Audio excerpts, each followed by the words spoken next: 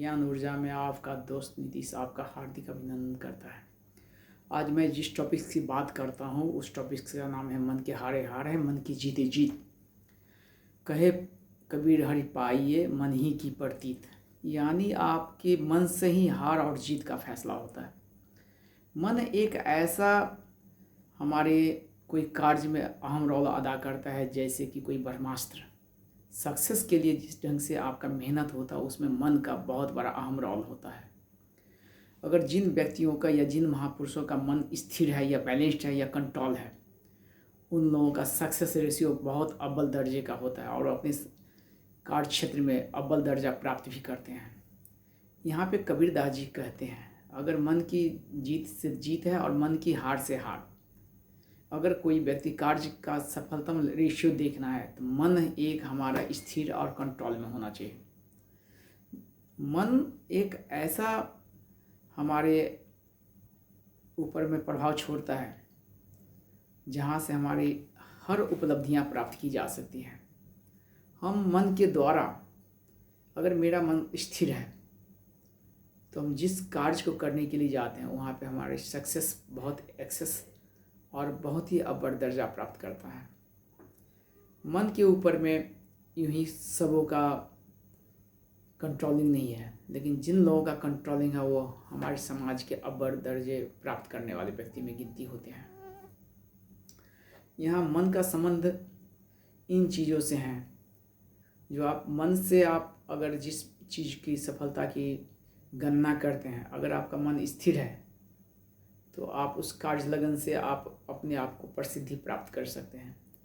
लेकिन आपका मन स्थिर नहीं है तो आप अच्छे अच्छे काम को भी आप गर्त में मिला सकते हैं, वो आपके पास में काबिलियत होते हैं ऐसे।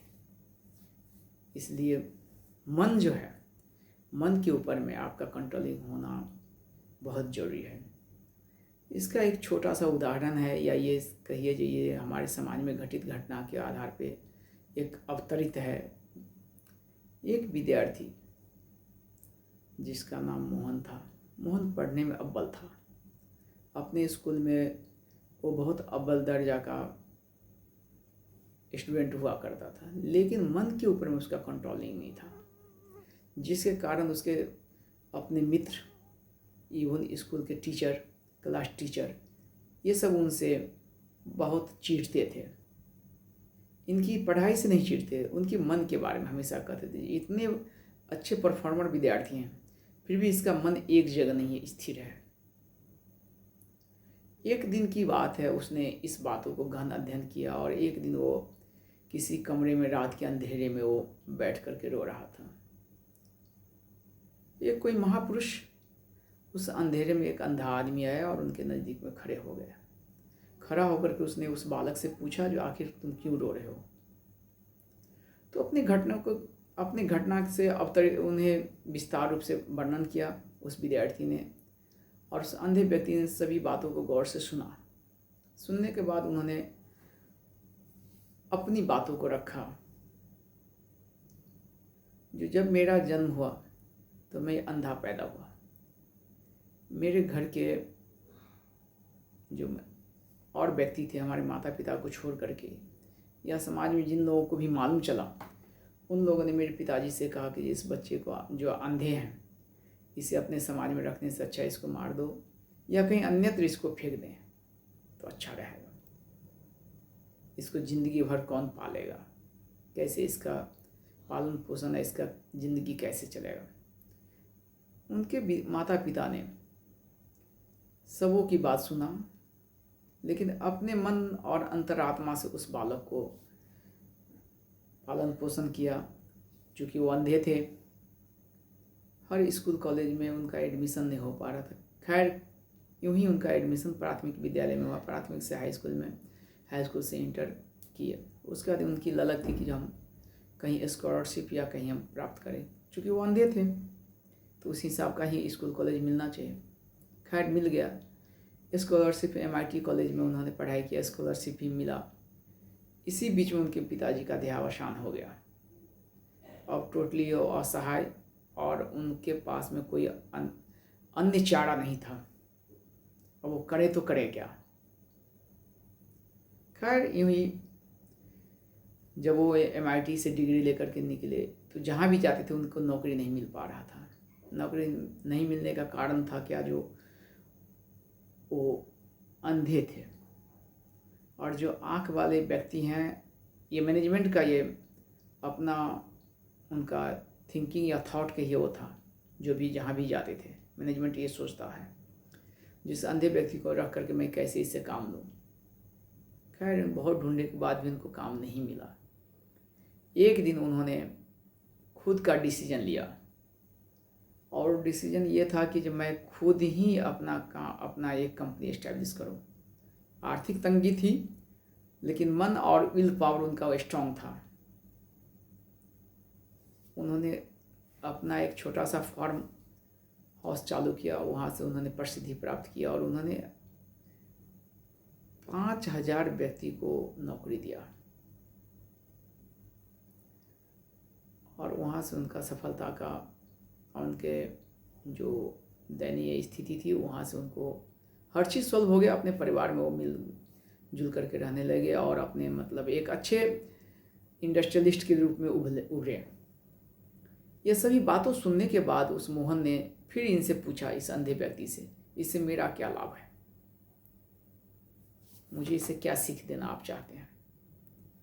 तो उस अंधे व्यक्ति ने कहा, जब मैं एक अंधा होकर के मैं इतनी बड़ी कार्य कर सकता हूँ, मेरे पिताजी का भी देहावसान हो गया, मुझे नौकरी भी नहीं मिली, आप तो पढ़ने में अच्छे हो, आप मन से कोई काम करो, क्योंकि तुम्हारे पास में ड्रॉबैक्स ये है कि मन तुम्हारा स्थिर नहीं है और तुम जिस कार्य को पहले फतह कर सकते हो उससे पहले तुम अपने आप को हार मान लेते हो। अतः ये दो जो फैसला है और दोनों के बीच का जो फैसला आपको करना है, फासला दोनों के बीच में बहुत कम है।